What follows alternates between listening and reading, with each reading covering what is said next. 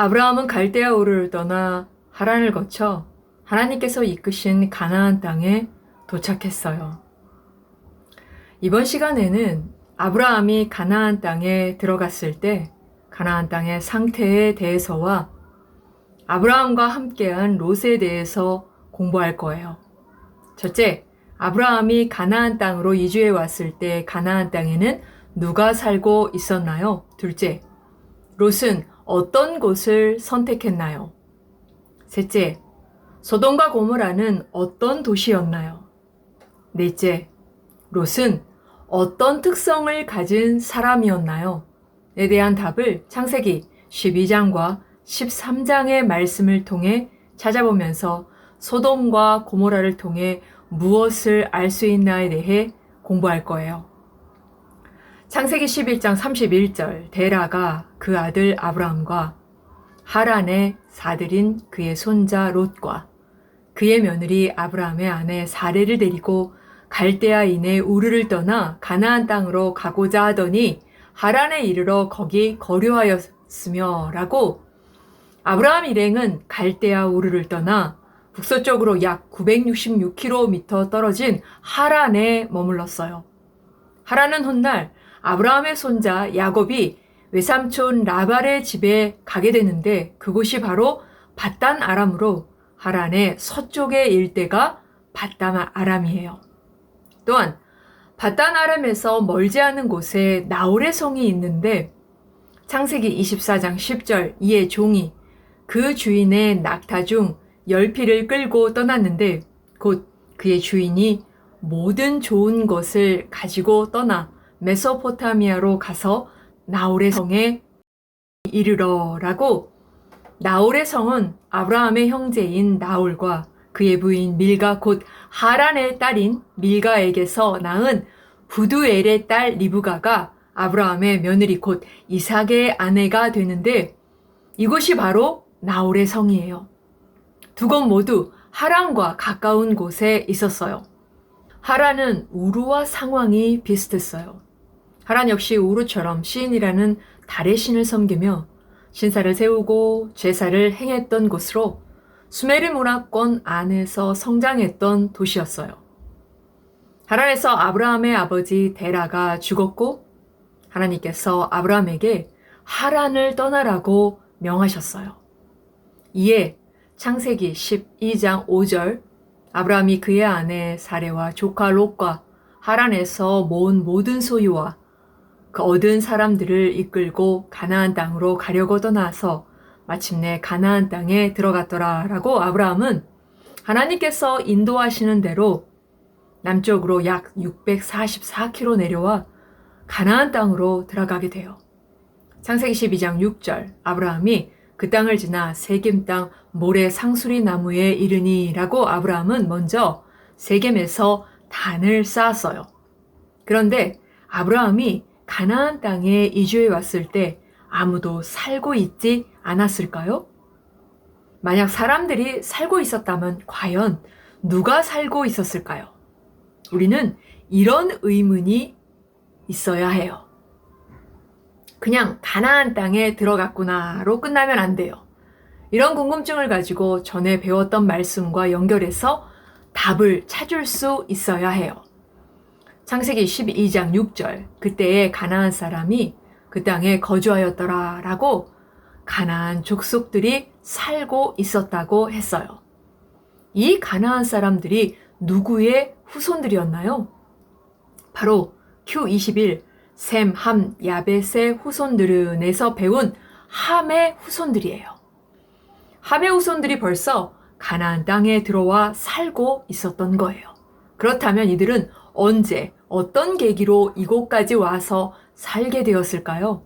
바로 Q24 아브라함은 어떤 역사적 상황에서 등장했나에서 배운 흩어짐의 심판으로 인해 사람들이 살기 좋은 땅을 찾아 뿔뿔이 흩어져 나갔다고 했고 이로 인해 함의 후손들 중 가나안 7족속들이 가나안 땅으로 이주해서 정착해서 살고 있는 상태였던 거예요. Q24를 배울 때 이들의 이동을 통해 무엇을 염두에 두고 있어야 한다고 했어요? 단순히 사람들이 뿔뿔이 흩어졌다, 사람들이 이주했다로 끝나는 것이 아니라 이들이 섬기는 종교, 이들이 추구하는 사상, 문화 같은 것들도 함께 이동했음을, 이주한 것임을 염두에 두고 있어야 한다고 했어요.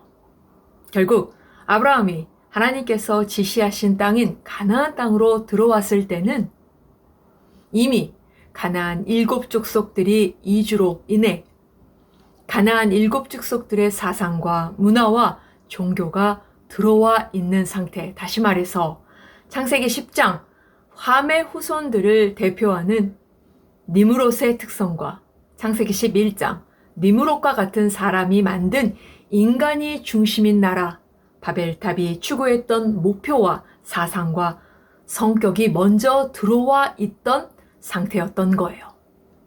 지금까지 배운 창세기 첫 번째 부분을 알아야 아브라함이 가나안 땅에 들어왔을 때의 가나안의 상태를 더 깊이 이해할 수 있어요. 창세기 12장 8절, 거기서 베델 동쪽 산으로 옮겨 장막을 치니 서쪽은 베델이요 동쪽은 아이라. 그가 그곳에서 여호와께 제단을 쌓고 여호와의 이름을 부르더니 라고 아브라함은 남쪽으로 약 32km 내려와 베델 동편 산으로 가서 또다시 단을 쌓고 여호와의 이름을 불렀어요. 이어서 다시 남쪽으로 내려가다가 큰 흉년이 들어 애굽으로 가게 돼요. 애굽에서 아브라함이 아내 사레를 누이라고 속이는 사건이 있었고 그 후 아브라함은 애굽에서 베델로 돌아왔어요.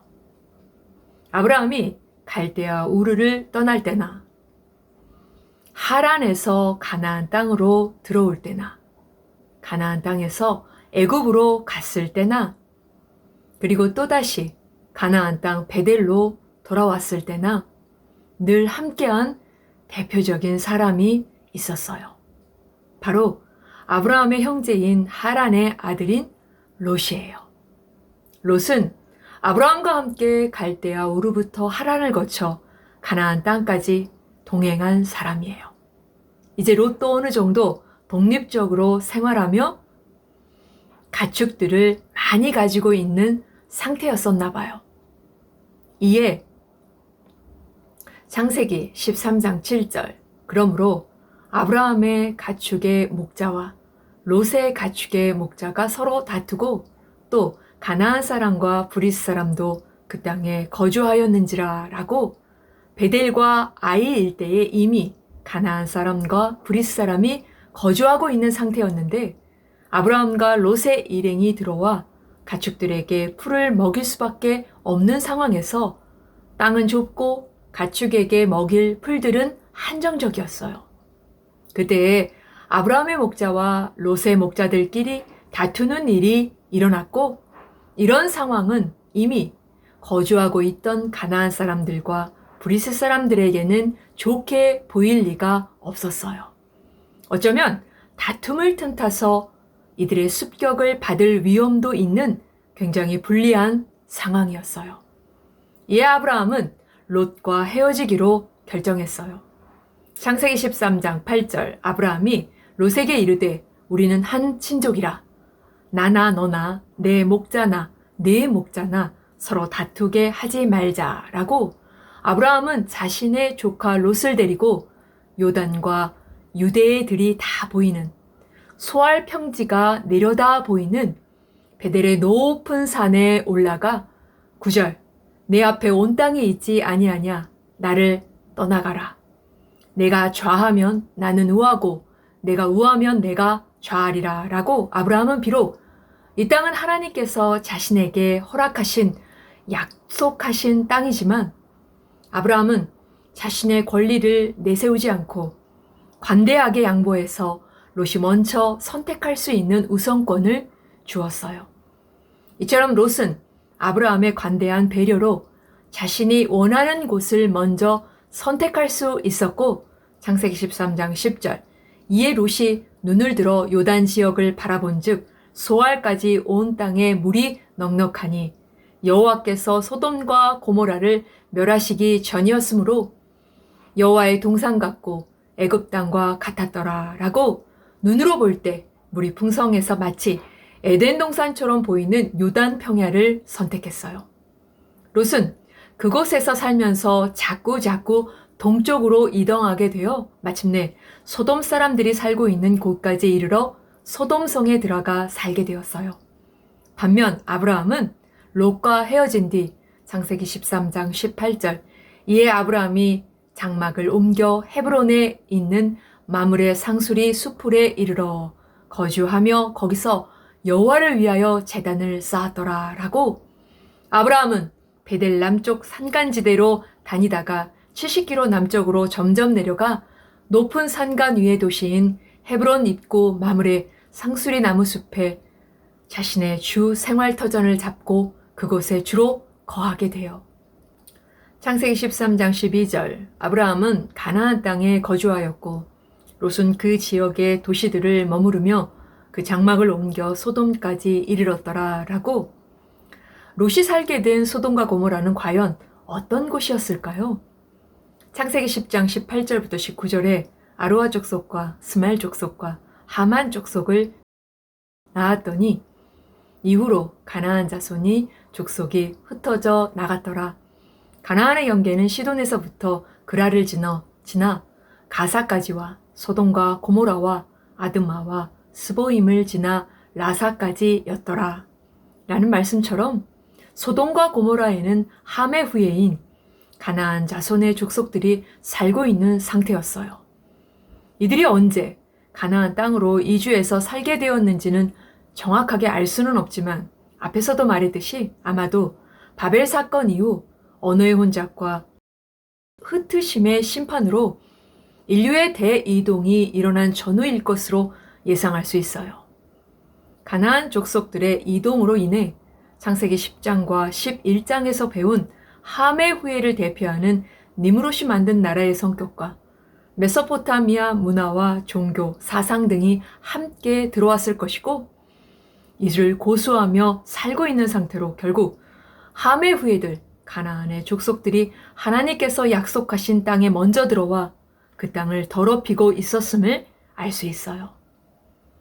그 대표적인 도시가 바로 창세기 13장 10절 여호와께서 소돔과 고모라를 멸하시기 전이었으므로 라고 하나님께 심판받은 소돔과 고모라예요.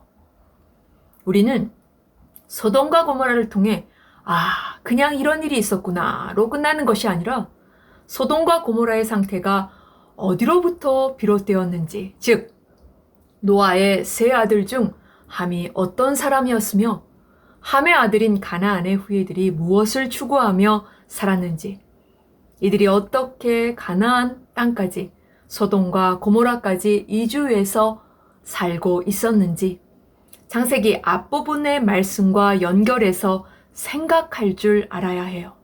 결국 소돔과 고모라에 살고 있었던 사람들은 함의 후예들이었던 것인데 창세기 13장 13절에 소돔 사람은 여호와 앞에 악하며 큰 죄인이었더라 라고 하나님께서는 이들을 향해 하나님 앞에 악하며 큰 죄인이라고 하셨어요.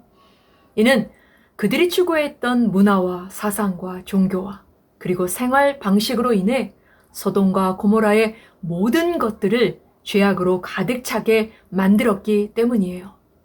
우리는 소돔과 고모라를 통해 하나님을 떠난 함의 후예들이 약속의 땅에 들어와 어떤 삶을 살았는지 어떻게 살고 있었는지를 예측할 수 있어요.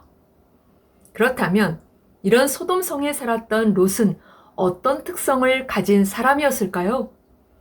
첫째, 롯은 베드로후서 2장 7절부터 8절에 무법한 자들의 음란한 행실로 말미암아 고통당하는 의로운 롯을 건지셨으니 이는 이 의인이 그들 중에 거하여 날마다 저 불법한 행실을 보고 들음으로 그 의로운 심령이 상함이라 라고 롯을 의인이라고 하면서 롯은 소돔과 고모라에 살면서 그들이 악한 행실로 인해 몹시 괴로워했다고 했어요. 또한 창세기 18장 23절 아브라함이 가까이 나아가 이르되 주께서 의인을 악인과 함께 멸하려 하시나이까? 라고 아브라함은 소돔과 고모라를 멸망하러 가는 두 천사를 뒤로하고 하나님 앞에 나아가 롯을 위해 강구했는데 아브라함 역시 롯을 의인으로 여겼어요. 이는 롯이 하나님을 믿고 하나님을 의지하고 살았고 하나님께서 그를 인정해 주셨기 때문에 이를 의로 여겼던 거예요. 이처럼 롯은 창세기 19장 1절부터 2절에서 보듯이 소돔성에 들어오는 사람의 형상을 한 두 천사를 보고 일어나 영접했는데 이는 두 천사의 존재가 보통 사람이 아님을 알아보고 엎드려서 자기 집에 머물 것을 간청할 정도로 그 존재를 식별할 정도의 안목과 하나님을 향한 신앙이 있었던 거예요. 이것이 롯의 첫 번째 특성이에요.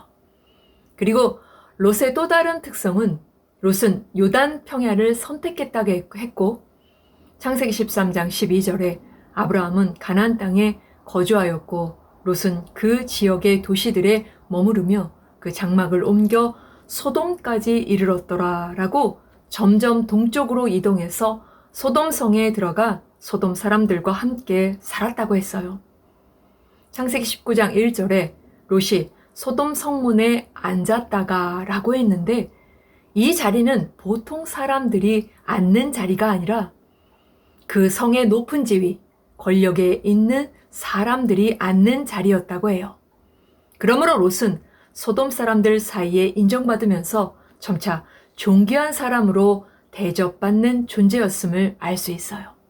또한 창세기 19장 6절부터 7절에 롯이 문 밖에 무리에게로 나가서 뒤로 문을 닫고 이르되 청하노니 내 형제들아 이런 악을 행하지 말라라고 롯이 소돔성 사람들을 향해 형제들아 라고 부를 만큼 소돔성에 살고 있는 사람들과 친분을 쌓으며 교통하며 살았음을 알 수 있고 창세기 19장 14절에 롯이 나가서 그 딸들과 결혼할 사위들에게 말하여 이르기를 여호와께서 이 성을 멸하실 터이니 너희는 일어나 이곳을 떠나라 하되 그의 사위들은 농담으로 여겼더라 라고 롯은 자신의 두 딸들을 소돔 사람과 결혼을 시키려고 했을 만큼 그들과 동화되어 그들 속에 섞여 살았음을 알 수 있어요. 아브라함이 이삭의 아내를 얻으려고 할 때 하나님의 백성들과 혼인을 시키려고 했던 것과는 너무나도 대조되는 모습이에요. 사실 롯에게는 선택할 자유가 있었고 누구도 강요하지 않았어요.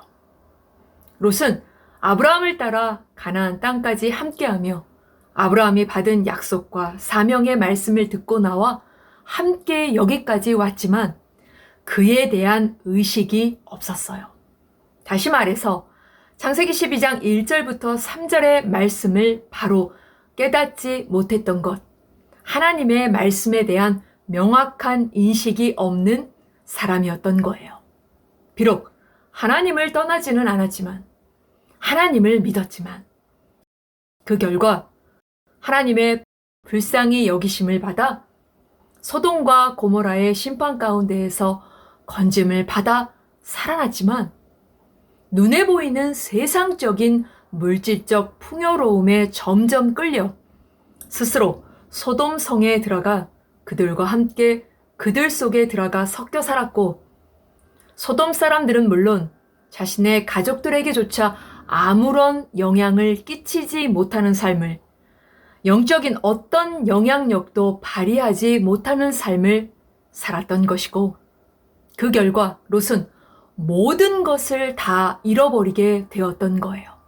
결국 롯의 선택과 그에 따른 결과를 통해 롯과 아브라함과의 영적인 질의 차이를 느낄 수 있어요.